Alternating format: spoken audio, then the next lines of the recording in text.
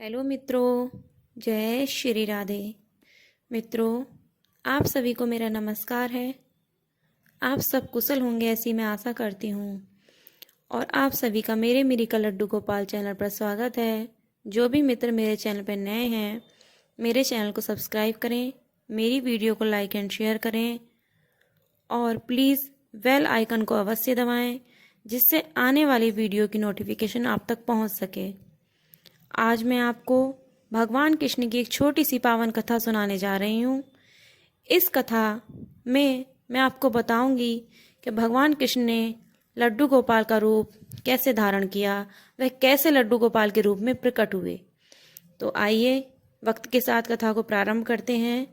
भगवान श्री कृष्ण के एक भक्त थे जिनका नाम कुंभन दास था। कुंभन दास के घर भगवान कृष्ण की मूर्ति थी। वह उसकी पूजा करते, अपना सारा समय भगवान की सेवा में लगाते। उनका पूरा दिन भगवान की सेवा में ही व्यतीत हो जाता। और उनके पास एक दिन अचानक से वृंदावन से आमंत्रण आया कि आपको वृंदावन धाम में भागवत करनी है। इन्होंने सर्वप्रथम तो मना कर दिया, क्योंकि ये इस बात को लेकर चिंतित थे कि अगर मैं भागवत के लिए जाऊंगा तो घर पर मेरे कृष्ण भगवान की सेवा और उनका भोग लगाना कौन करेगा और मैं उनसे दूर हो जाऊंगा। ये भक्त का एक भाव था। परंतु वृंदावन वासियों ने उनसे बहुत विनती की। फिर उन्होंने उनकी विनती को स्वीकार करते हुए उनका भागवत का आमंत्रण स्वीकार किया और वह भागवत के लिए तैयार हो गए। भागवत सप्तदिवसीय होती है, इसके लिए वे तैयार तो हो गए, परंतु मन ही मन वे इस बात से चिंतित थे कि अब मैं सप्तदिवसीय भागवत जब करने जाऊंगा तो इन 7 दिन में मेरे कृष्ण भगवान की सेवा मैं कैसे कर पाऊंगा, मैं उनके साथ कैसे रह पाऊंगा। तो वे इस बात को लेकर बहुत ज़्यादा व्याकुल थे। तो जब भागवत कथा का प्रथम दिन आया, वह तैयार हुए जाने के लिए, तो वह इसी बात को मन मन सोच रहे थे। फिर उन्हें अपने पुत्र का ख्याल आया। उनका पुत्र, उसका नाम रघुनंदन था। वह छोटा था। तो उन्होंने अपने पुत्र से कहा कि पुत्र रघुनंदन, तुम भगवान की सेवा कर सकते हो। मैं जब चला जाऊंगा मैं तुम्हें भोग बना के दे जाऊंगा। तुम सिर्फ भगवान को समय पर भोग लगा देना पुत्र। तो पुत्र ने अपने पिता की बात को मानकर ऐसा ही किया और पिता भागवत के लिए जब चले गए, वह भोग की थाली सजाकर अपने पुत्र को दे गए और उससे बोले, समय पे बेटे भोग लगा देना। उसने जिस समय उसके पिताजी भोग लगाते थे, पुत्र भी उस समय ही बिल्कुल उस भोग की थाली को लेकर भगवान श्री कृष्ण के सामने पहुंच गया और कहने लगा, आओ भगवान कृष्ण से मतलब विनती करने लगा कि भोग लगाने के लिए। उसने पूरी थाली को भगवान श्री कृष्ण के सामने उनके चरणों में रख दिया। उसे नहीं पता था कि भोग कैसे लगाया जाता है, क्योंकि बच्चे इतना नहीं जानते और बच्चे हमेशा मन के सच्चे होते हैं।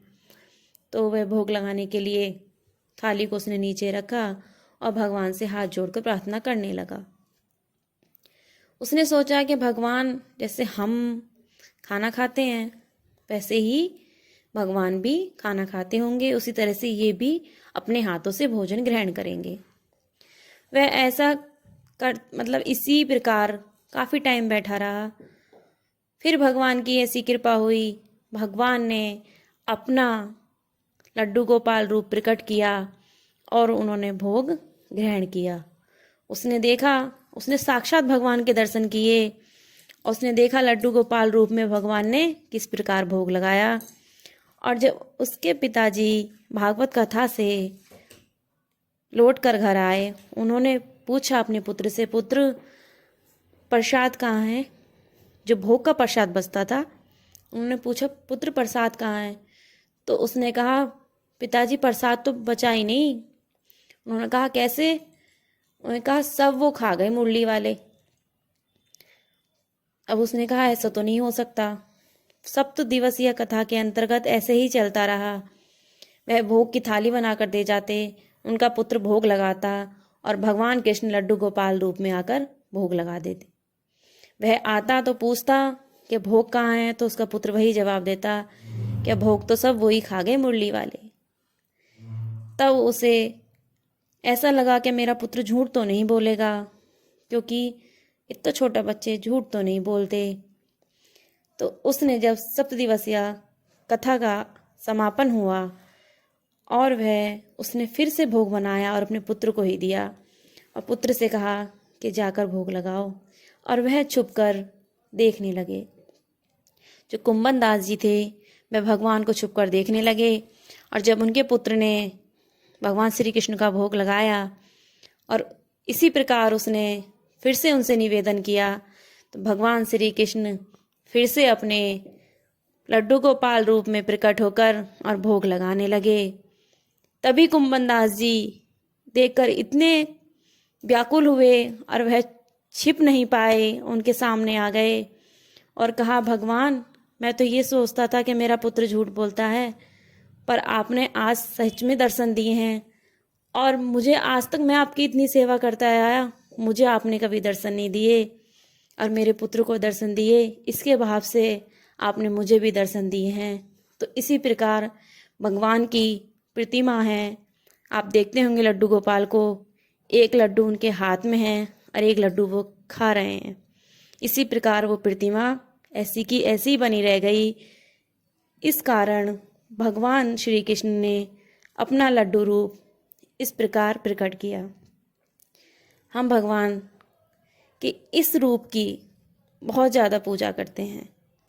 आज के समय में हम लड्डू गोपाल की बहुत ज़्यादा पूजा अर्चना करते हैं, और आज भी भगवान जब हम श्रद्धा और भाव से सेवा करते हैं, वह हमारी समय समय पर अवश्य मदद करने आते हैं। ये उन सभी के साथ ऐसा होता है जो भगवान लड्डू गोपाल की सेवा करते हैं। मैं सभी के लिए ऐसा बोल रही हूँ, और सभी के साथ ऐसा होता भी होगा। जिन भी भाइयों के साथ में ऐसा होता है, वह लड्डू गोपाल की सेवा करते हैं, उनके साथ में कोई ना कोई चमत्कार अवश्य हुआ होगा। जिनके साथ भी ये चमत्कार हुए हैं वह मेरे कमेंट बॉक्स में लिख के मुझे बताएं प्लीज़। मैं भी खुद लड्डू गोपाल की सेवा करती हूँ, और मेरे जीवन में भी उनके बहुत अधिक चमत्कार हुए हैं, और मैं इसकी कथा आपको आगे बताऊंगी। इसी के साथ मित्रों, कैसी लगी आपको मेरी कथा, कमेंट बॉक्स में लिख के बताएं। फिर मुलाकात होगी। राधे राधे।